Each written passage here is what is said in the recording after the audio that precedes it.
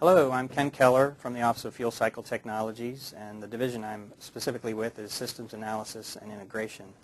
We're in the category FC5, and I'd like to tell you about some of the work we'd be interested in. Nuclear power is not isolated alone. Nuclear power is in the context of other energy options, as you see from this graphic, just showing you that in the United States, currently nuclear power is about 19% of all electrical production, and if you want to go into the category of non-carbon emitting power production, nuclear power is about 61%. So this is the stage we want to set is understanding the context, the present context that nuclear power resides in, and future contexts. More specifically, this program element is interested in systems economic studies looking at the potential impact of and sensitivity to natural gas prices on the future of the U.S. nuclear fleet. So we want you to take the natural gas industry and power production with natural gas as the environment, look at its variables, and relate it to nuclear power. And if it makes sense, we'd also like you to consider coal.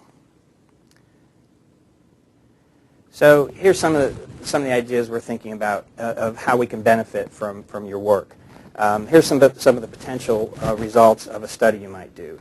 You could identify current nuclear operation aspects that are vulnerable to the natural gas impact, and provide a reality check regarding nuclear operations. We hear there are some nuclear power plants actually being decommissioned early, so that raises questions of how competitive natural gas is, that even an operating nuclear plant might have expenses that are too high. You could help us quantify the state the business environment needs to be in for a nuclear option to be viable. So if you could come up with some kind of algorithm so that we can project futures and see how different variables, supply of natural gas, costs, market volatility, inflation, whatever factors you determine are important, if you can quantify that, that will help us in our planning. You might find that there are current niches where U.S. nuclear power can work. For example, small modular reactors are sized about the size of a coal plant.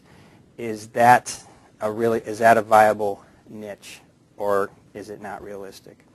And sure, there's tons of factors you could impress us with and have a paper filled with all kinds of factors and formulas, but the real benefit is if you could identify dominant factors, simplify a complex real world, and figure out the factors that are really the most important to dumb things down for us feds, if you will, help simplify the decision-making process so you can help us establish policy and R&D programs that are most likely to result in useful products.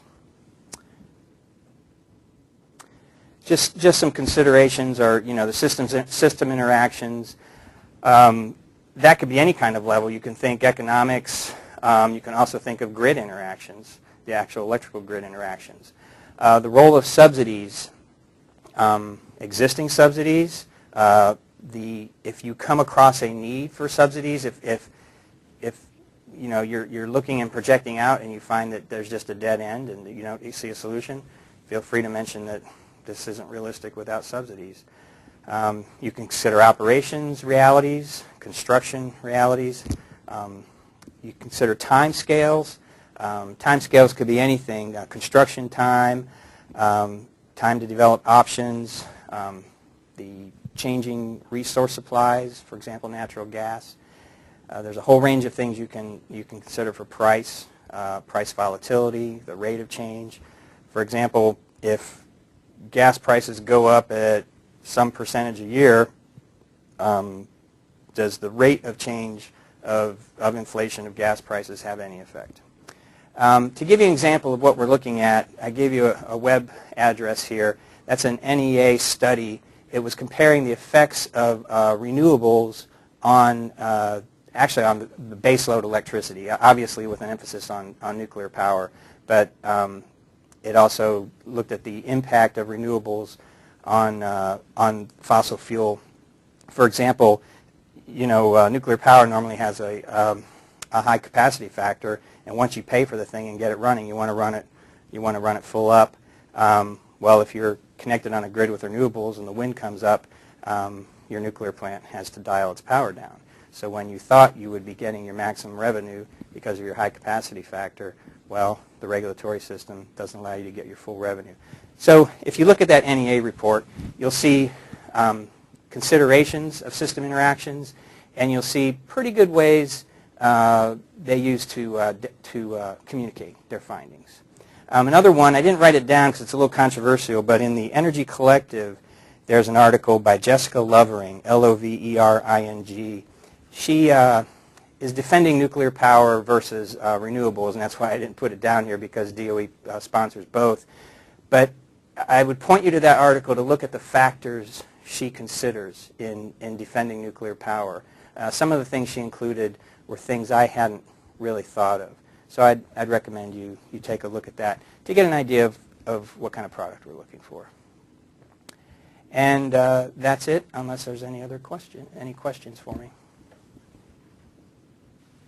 In looking into gas price factors, should the focus be on power and electricity sector, or should this be linked more to the fuel cycle? Should be linked more to the fuel cycle.